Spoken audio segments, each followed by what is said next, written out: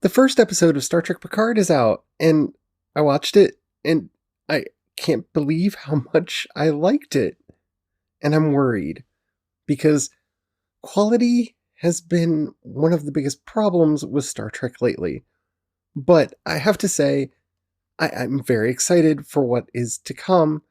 I'm excited that a lot of the very tropey things that I thought that they were going to be doing with this series, they don't appear to be doing. I love it so much so far. And I want to talk about it on today's Project Shadow.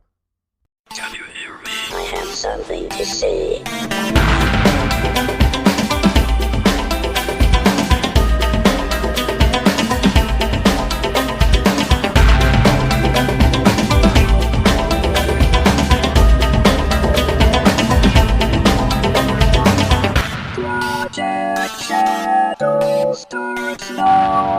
Hello everyone, how are you doing today? My name's Charlie. You might know me better as sci-fi fantasy writer C.E. Dorset. And today, I want to talk about Star Trek Picard, because it premiered, and I have feelings for Star Trek that are almost universally positive. I feel like I'm going to cry. I didn't know Star Trek could do this for me anymore. But before we get into all that, if you haven't already, please do take a moment to rate this podcast in whatever app you're listening to me on. It does help out a lot. It tells the algorithm to share the podcast with more people. The more people that listen, the bigger the community. The bigger the community, the better the chance we have of actually communicating with each other. And after all, that's why I do this in the first place. Thank you to everyone who's already done that. Alrighty, so Star Trek Picard Episode 1, Remembrance, came out, and I've watched it a couple times, and I actually liked it better the second time, which is amazing because I really liked it the first time. So if you haven't watched it yet, don't worry. I'm not going to go into spoilers until I tell you I'm going into spoilers, because I'm going to go into spoilers at some point. But first, let's just get the generals out there. One, I like that they actually let Picard age. This is the thing that really worried me about this show, is a lot of times when you get a nostalgia project like this, they want to take you right back to where you were and not really change much of anything. And this is the brilliance between Star Trek the Motion Picture, or whichever Star Trek movie you want to start with, and the original series. When we meet Kirk, Spock, McCoy, and the rest again, there is a sense that they lived a life between the last time we saw them and when we're seeing them now. And that's one of the things that I think allowed Star Trek to come back in the way that it did. You feel the weight of time and all the events that, even if you don't know all the details yet, that Jean-Luc Picard has gone through in his life since we last saw him in Star Trek Nemesis. And that is powerful. They did a really good job explaining in brief what happened in between. We were wrong about our guess, at least I was wrong, about the guess of who attacked Mars from the Children of Mars thing. We'll talk about that more in spoilers. And they didn't do a lot of obsessive name dropping and nostalgia bait. Now, I expect that we're going to get a drip drab of nostalgia throughout the rest of the series. And Brent Spiner comes back to play Data in this one. And he's the only real connection to the Next Generation. I don't want to give spoilers, but another person gets shouted out, which we'll talk about in a minute. But when you watch those trailers and you're like, look, it's Picard. Look, it's Data. Look, it's Deanna and Will. Look, it's 7 of 9. Look, it's Hugh. I had this really big concern that that's kind of what this series was going to feel like, because of the way that they portrayed it through the trailers. And fortunately, that's not what it is. They've set up a really good mystery. They've set up a really interesting world post the events of both the 2009 Star Trek reboot and the events of Star Trek Nemesis, which we have to accept are both canon. And they've given us a very interesting world. There are some questions that we'll get into in spoilers that I feel like I need answers to. I really need answers to, that I don't think the series is going to get to. But all in all, for a first episode, it was brilliant. The pacing was great. It wasn't manic like Star Trek Discovery, but it never felt slow. It felt like it went at the pace that the story needed to go. And that is so refreshing for a Star Trek series. I like how they laid out the mystery. I like how they set it up. And I can't wait to see where it goes. Now, having said all that, I don't think I can say anything else without getting into spoilers, because I've gotten very close a couple times already.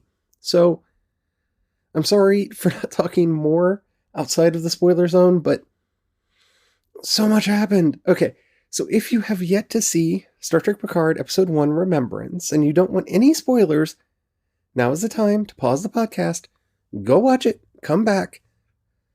I'm going to dig in, because there's a lot that happens in this episode, and I'm going to try not to just do like a point-by-point recap of the episode, because I want to talk about the events, but not just recapping them. So if you haven't seen Star Trek Picard and you don't want any spoilers, spoilers are incoming in 5, 4, 3, 2, 1. All right, you have been warned. Doge is not Picard's daughter. Oh my goodness. This is the biggest relief that I have in this entire thing, because I was sure that that's what they were going to do. It really felt, watching the trailers, that Doge was going to be Picard's daughter. Now, we were right to speculate that she is apparently the daughter of somebody that we know, and that's Data. Bum bum bum. Okay, so some things that I just want to highlight, just to make sure that we have them in our head, because I don't know if... See, the problem with a show like this is I want to pretend that they're writing this deep narrative with all of the structure and meaning and purpose to things, and hopefully they are. This episode, more than any Star Trek in a while, gives me hopes that they are. But I always fear that when I'm looking at some of these nitpicky little things, that I am digging too deep into it. So the episode opens with a dream sequence of Picard playing poker with Data. And beautifully well acted, beautifully done, wonderful way to set up this entire story. But there were two things that really caught my eye, because the camera specifically focused on them. And so I don't know how these would play in to the story yet, but I'm curious to see if they do. So number one, when Picard is shuffling the deck, we get a zoom in on the bottom card on the deck. And the bottom card on the deck was the King of Diamonds. Okay. And then through the course of the game, Data wins with a hand that is all Queen of Hearts. So King of Diamond, Queen of Hearts. There are a couple of different ways that you could go with this. Diamonds are things that are buried. I'm wondering if that is a reference to Bruce Maddox, who's going to actually become an important part of the story later on, because I have a feeling that he is going to be the Dr. Noonien Sung of this story, that he's going to be the reclusive scientist, maybe captured scientist, who is at the heart of everything that's going on. But when I think of diamonds, I think of, buried treasure. Maybe this is Data himself, and kind of a hint that maybe it's that Daj and her sister are different than Data, and that's why it's the King of Diamonds and the Queen of Hearts. But I don't know. I just found that very interesting, because the camera zooms like way in to ensure that we see those two cards. So again, I may be reading too much into it, but I feel like there's something there that we need to keep our eyes on, looking for diamonds and looking for hearts. Or looking for symbolically diamonds and hearts. Okay? Now, the thing about the Queen of Hearts, that immediately, because I knew the Borg were involved, made me think about the Borg Queen. In fact, Brian brought up the Borg Queen almost instantly when that scene happened. Now, so far as we know, from the end of Voyager, the Borg Queen is dead. The Borg, as we know them, are no more, I'm assuming. But I'm not going to talk too much about the Borg yet, because we haven't, other than the shot of the Borg cube at the end of the episode, we don't really know about the state of the Borg at this point in history. But I just feel like there's something really, I don't know what it is. There's something about that hand of the Queen of Hearts. And maybe it was a hint that Doge, maybe there's more than just two of her. Maybe she was more than just twins. And we'll get to that in a moment with a weird thing that they did with numbers.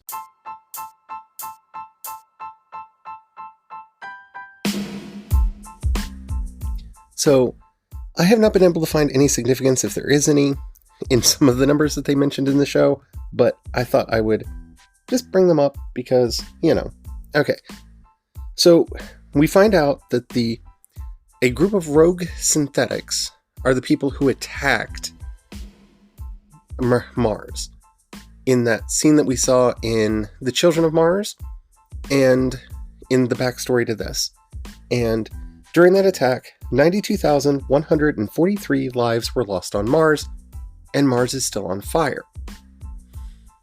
Okay, I could not find any significance with that number, but there it is. I also looked into Picard's reference to Dunkirk, and the numbers don't seem mathematically significant, again, in how that plays out with the numbers that we got in Picard, but just so you know, 338,226 people were saved off the beaches of Dunkirk, and 800 ships were pressed into service to save them. And I am wondering how many Romulans were saved. I don't know. I don't think those numbers have any significance, because I was looking to see if there's any relationship between the numbers that we got, and I just wanted to share them with you. I do wonder if this means that Picard organized a flotilla like we see at the Battle of Dunkirk, where civilian ships were pressed into service when the Federation decided to stop the relief effort because of the attack on the Utopia Planitia shipyards and Mars itself. If Picard then organized a civilian fleet to go and rescue as many Romulans as he could, I'm assuming that's what the reference to Dunkirk is, but we'll have to see how that plays out in the show. But the number, and I'm sorry, like I said, I'm like obsessively nitpicking the show apart, but the number that really got my attention was when he has the dream about Data doing the painting, and he realizes that this is a painting that Data actually did, and he goes to the archives to look it up. The number of that lot in the archive was 227.67. Now, again, this is me obsessively overthinking things, but I just feel like I should point this stuff out to you because this is the kind of person that I am. 227 is a prime number, but it is also a twin prime, meaning that it is a prime number that is within 2 digits of the next prime number, because 227 and 229 are both prime numbers. That makes it a twin prime. Well, that's interesting, since this is a lot telling us about twins, but we don't know that yet. But it's also a prime triplet with 229 and 233. And a prime triplet is when prime numbers are no more than 6 apart. So does that mean that there's a third one? See, with that Queen of Hearts thing at the beginning, made me wonder how many versions of Doge are out there. Because we know there's at least 2. We hear that this type of android is made in 2s. But I find that interesting that the number that they used happens to be both a twin and a triplet prime. And the other fun thing with it is 67 is also a prime number. It is a 19th prime, and it is the sum of 5 consecutive primes. It is again, I just find this interesting. It is the sum of 7, 11, 13, 17, and 19. So 19 being one of the things that it's the sum of, and it's the 19th prime. I don't know if any of this means anything, but that's 19 coming up twice, 2 Doges, 2 versions of this person. I don't know.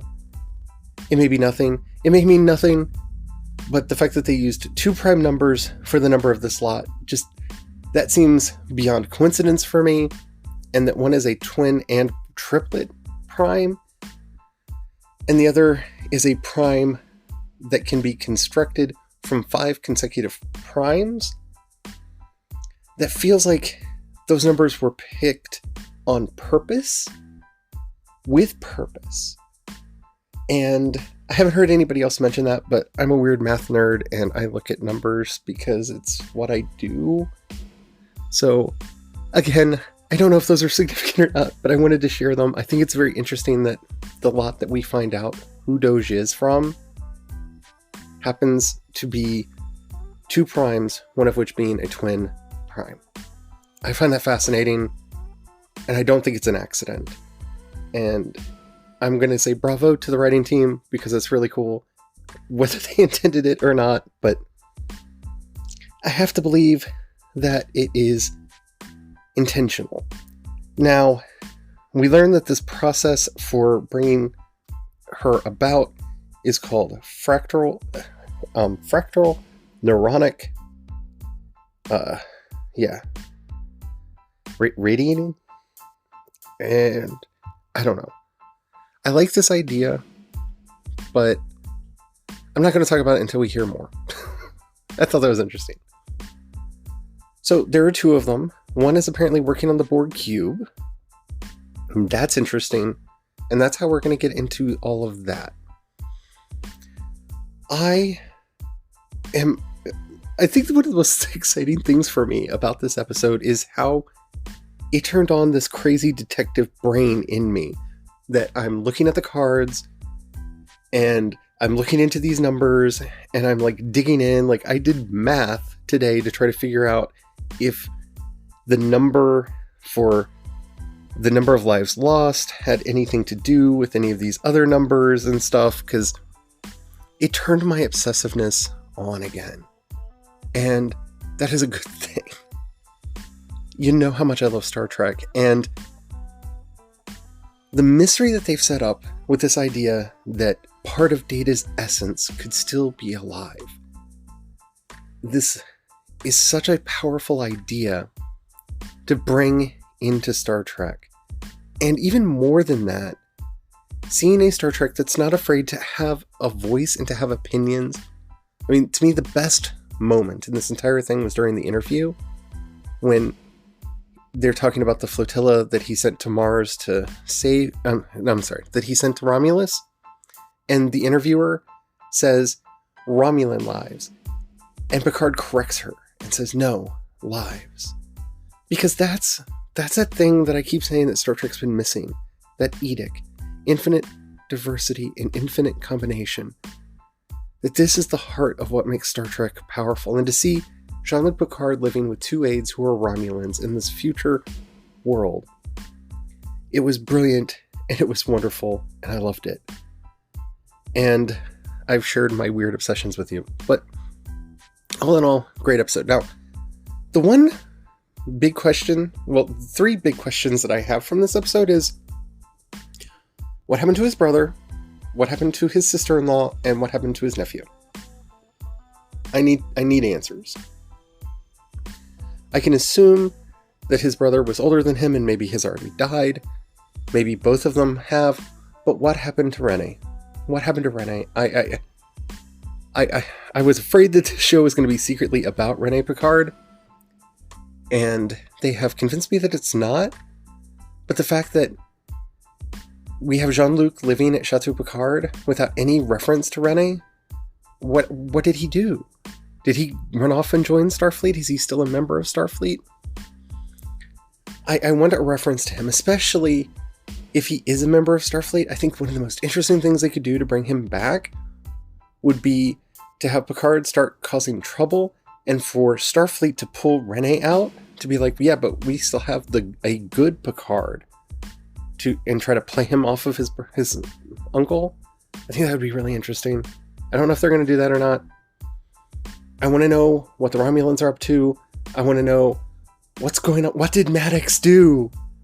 Maddox, what did he do? I really want to know. I'm so excited for this show, and I hope you liked it as much as I did. I've looked at some reviews, and I've read some reactions, and I think a lot of people had the same reaction that I did, that it was amazing. But 22767, there's something there. There's something there, and there's something with the Queens and the King of Hearts. The King of Hearts and the Queen of Diamonds. I'll get it right in a minute. The Queen of Hearts and the King of Diamonds. There's something there. We just have to find it. Anywho, if you have any questions, comments, or topics that you would like to hear discussed, especially about this, I would love to hear from you. In the show notes, you'll find a link to the voice message system. Keep it short and keep it clean so I can use it on the show. I would love to hear from you. If you'd rather hit me up on social media, I am C. Dorset on both Twitter and Instagram, and you can find links to everything that I do over at projectshadow.com. If you've got $1 that you can pass my way, in the show notes you'll find a link to both listener support and my Patreon. You can join the project for as little as $1 a month, and it really does help keep the lights on, helps me pay for software, and helps me do everything that I do. Thank you so very much to everybody who already does that. If you don't have any money right now, or you don't feel like giving, that's perfectly all right. But if you know somebody you think would like either this podcast or any of the work that I do, please share it with them. That helps out more than you know. Alrighty, there's a lot going on right now. I'm probably going to be obsessing about this for a while. I might do some more episodes about Star Trek Picard, I don't know. I'm letting it kind of settle in. Anyway, until next time, don't forget to have the fun. Bye!